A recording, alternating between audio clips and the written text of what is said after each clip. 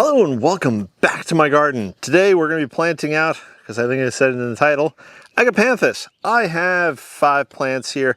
3 are of the white summer love variety, and the other 2 are weird oddballs. I have ever sapphire Agapanthus and blue summer love Agapanthus. I believe I planted some blue summer love somewhere out in the garden. Must have forgotten one. And the Ever Sapphire, I don't think I planted out in the garden. I think I may have it in pots over by the back deck. Not sure. Either way, I'm going to be planting these out. If you're not familiar with Agapanthus, they're really wonderful plants. They're really hardy in my experience. And they put out these just very unique flowers on a long stem. I'll try to post a picture up here someplace. And I really enjoy the Agapanthus, probably because of their quirkiness. The flowers are very, to me, different. They're not like dahlias or zinnias or many other open-faced flowers. They're just little flowers at the end of short little stems which are attached to longer big stems. It's very unique. And I have planted some of these out elsewhere in the flower garden, and as I mentioned a second ago, I have some in pots by the back deck. But I'm trying to get the potting bench here clear, and I had 5 of these left over, so I said, you know, let's get these in the ground. So let me quit prattling and let's go drop these where I want them in the flower garden. You know, the best part, I think, about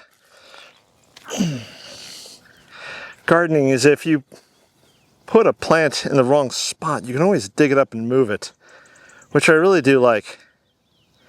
I'm going to put this one right torn. Where do I want to put it?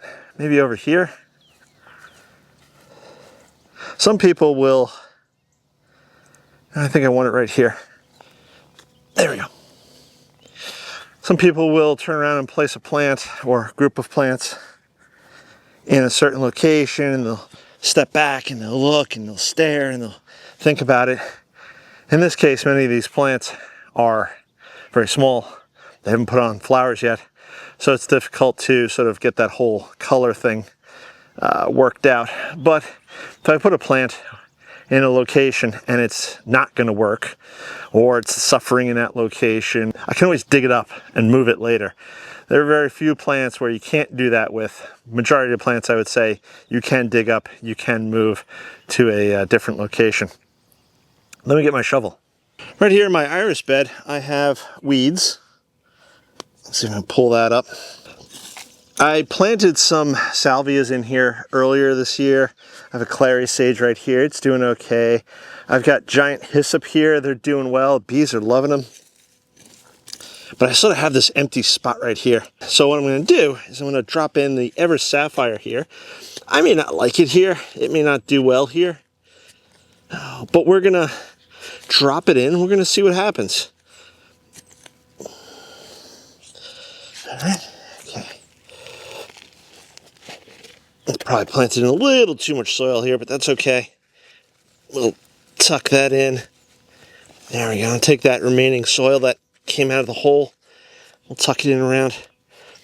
And there we go. I will come back and water this as I always do after the video is over. I'm not going to really bore you guys with that right now. And cover that up with a little bit of mulch here.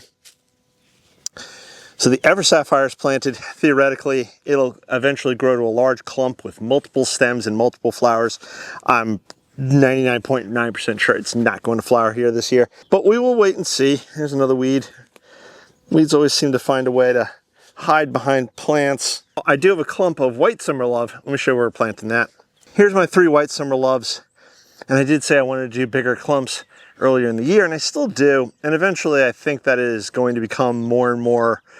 As the garden matures and as it develops, I'll be moving plants around and I'll be figuring out what works, what doesn't work, what will come back after winter perennial wise. I think over time it will grow into what I want it to be. So right here in this empty spot, I'm going to plant the white summer love, and I think I'm going to start up front here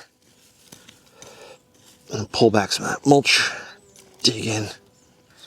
Now, also in this area, get that tuck in there.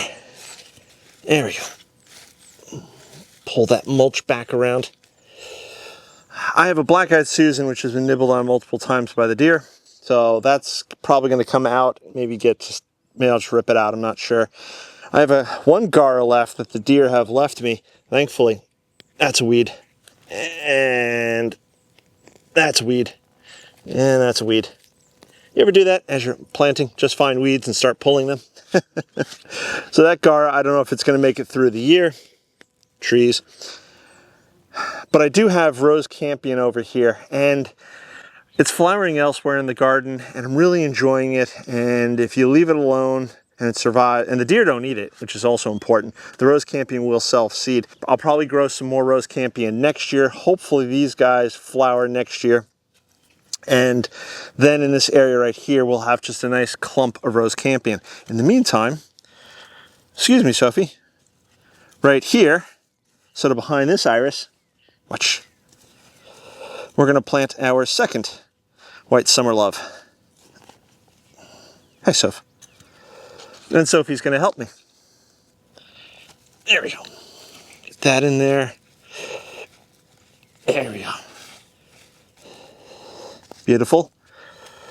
And the last one, I think I'm going to do right back here. This way we leave space for that rose campion.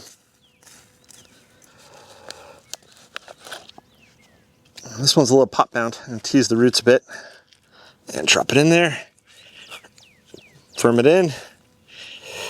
Push all that soil back. A little bit of mulch. Then again, I'll come back after the video and water all this stuff in. There's one more I want to do. Right here I have a Gara. I believe it's called Little Jane. Whirling butterflies next to it. I have some dark opal basil. That's obviously going to be an annual, but that'll get much larger and it'll be flowering before the end of the summer. Bees will absolutely love it. Crocosmia, they're looking really good. But right here I have a little gap. So I'm thinking this might be a good place for the blue summer love. I just dug up a half-rotten bulb of something. That's sad. But we'll replace the rotten bulb with a nice, healthy Agapanthus. There you go. And we'll just cover all that up, tuck that in. Make sure we put the tag there so when it dies I can remember that I had an Agapanthus there. Let's clean up and head back to the bench.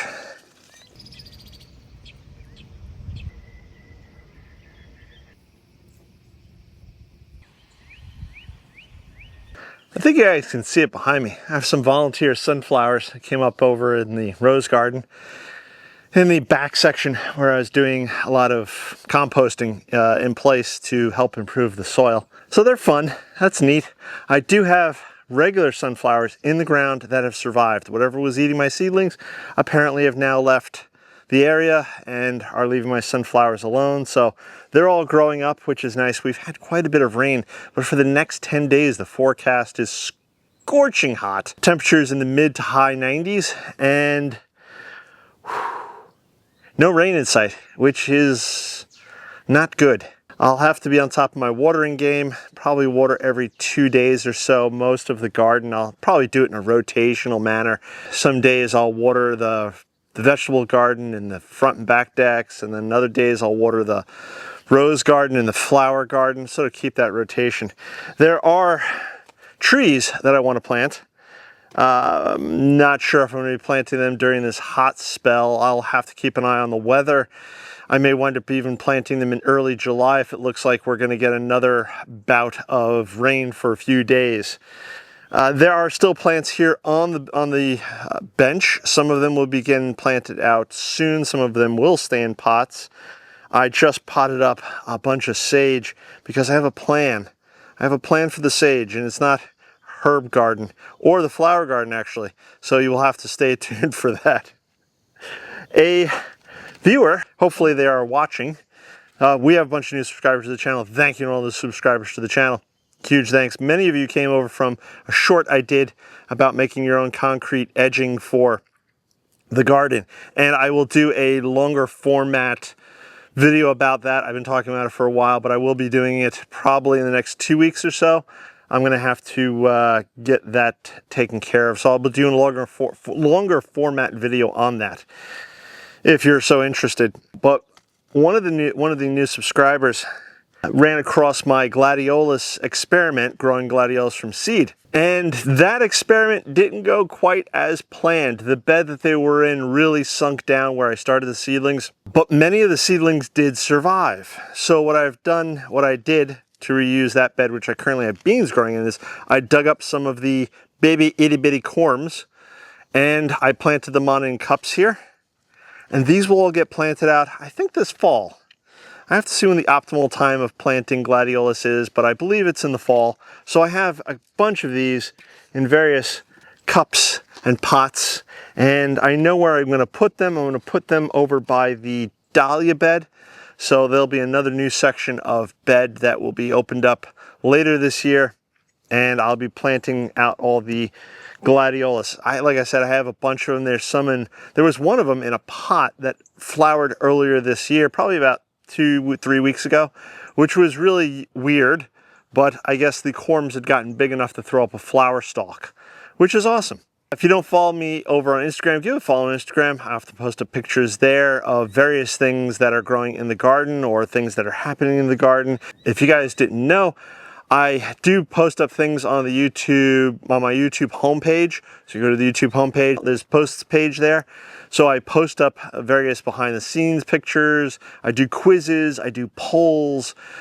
It's kind of a fun thing. A bunch of you already do visit that occasionally and go through and answer a bunch of the different polls and quizzes and things like that, which is fun, and I do read some of those. You feel free to leave comments on those posts, which is also fun to answer and just get your guys' reactions on certain things. If you didn't watch my last video, I had gone to Longwood Gardens up in Pennsylvania. It's north of me.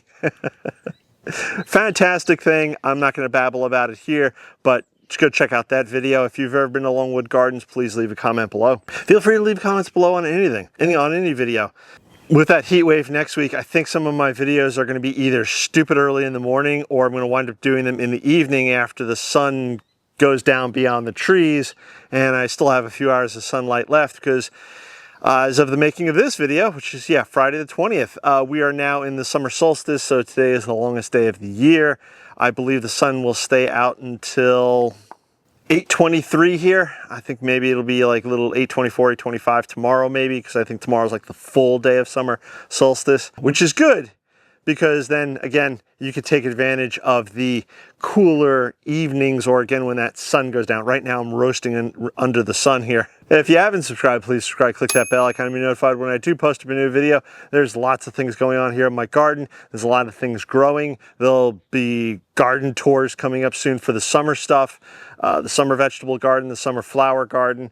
There's all sorts of stuff flowering. There's things happening here. Hope all of you have had a fabulous day. Hope all of you are going to have a great weekend. And with all that being said, I'm going to catch you on the next one. Bye-bye.